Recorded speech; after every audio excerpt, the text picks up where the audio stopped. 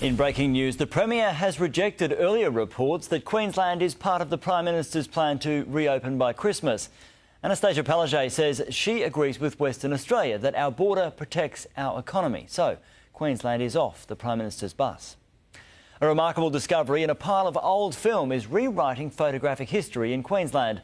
A moment in time, giving historians insight to when colour film first arrived in the Sunshine State. On a horse-drawn cart, a young woman's steely glance catches the eye of a photographer. It's 1938 in Nunda, and she's giving little away. But 82 years on, these images are revealing much more. Digital files came back. Quality of the images was quite different to the usual colour photographs. In frame, festivities marking a century of German settlement in the Brisbane suburb of Nunda, now cause for celebration at the State Library. As far as we're aware, these are the earliest colour photographs in our collection. Anonymously donated film brought to life and archived for the world to see. Now Queenslanders with hidden treasures of their own are being urged to come forward. They can also book in for one-on-one appointments. They're free to the public, where people meet for 15 minutes with a conservator and we talk about caring for their collection. Our city's rich history is being brought to life by amateur historians as well, like this picture of survivors from HMS Cantor after it was attacked and sunk by a Japanese submarine off the coast in 1943. It's been painstakingly digitally coloured. Incredibly, the cracks in the road on McCrossan Street in the Brisbane CBD remain to this day. Kendall Gilding, 7 News. London Zoo has welcomed a two-toed baby sloth. Meet Truffles, seen here clinging to proud mum Marilyn. The baby got its unique name for being an inquisitive snack hunter. Keepers won't be able to determine Truffles' sex until they have a chance to analyse a DNA sample. Weather now, here's Liz Cantor. Thanks, Max. Hello, everyone. Spring heat has arrived, and as a result, our chance of storms increases. For Father's Day this Sunday, showers look likely at this stage around mid-morning. Brisbane hasn't seen any decent rain for 3 weeks now. Let's have a look at today's temperatures. It was a warm night for Coolangatta, a minimum of 17 there before a top, 17 there before a top of 24. A top of 24 for the Sunshine Coast. Further inland, away from the sea breeze, Brisbane and Archerfield reached 26, Ipswich and Gatton the hot spots with 27 and 28. Up the range in Toowoomba, a cooler night and day, 11 to 23. The satellite shows some isolated showers over the central Queensland coast due to onshore winds from that large Tasman high.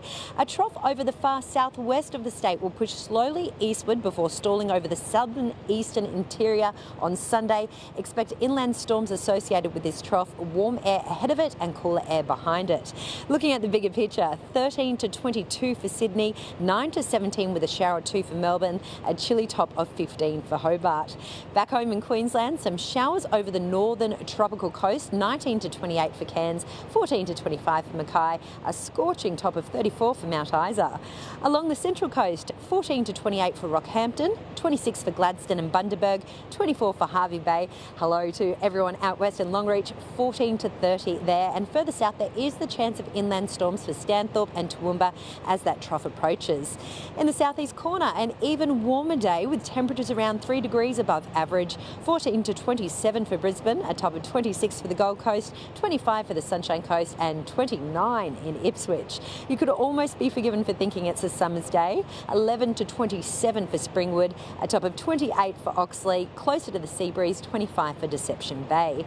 On our waters, north-northwesterly winds lighter early, strengthening from the northeast by midday. Tidal changes are still large following this week's full moon. For Brisbane City, the first weekend of spring starts with a top of 27 and plenty of sunshine. Looking further ahead, the chance of showers Sunday and Monday, dry Tuesday and Wednesday. For Ipswich, from a top of 29 Saturday to a top of 25 on Monday. For the Gold Coast, this is what we call the spring swing, from a hot, dry 26 Saturday to 23 on Sunday. And if you're thinking about heading to the coast, here's a look at the beach and surf conditions. Spring is not a favourable season for Queensland surfers, with the onshore winds typically up early in the day.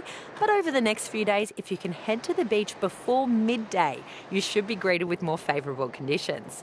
The swell is small for surfers, around a metre from the east-north-east. If you can head to the more exposed beaches, such as Coolum, Maroochydore, the Spit, sets should be more consistent. For those wanting to wet a line, Gap from Sea Probe Charters has had a lot of luck off the 50 fathoms, catching kingfish, amberjack and snapper.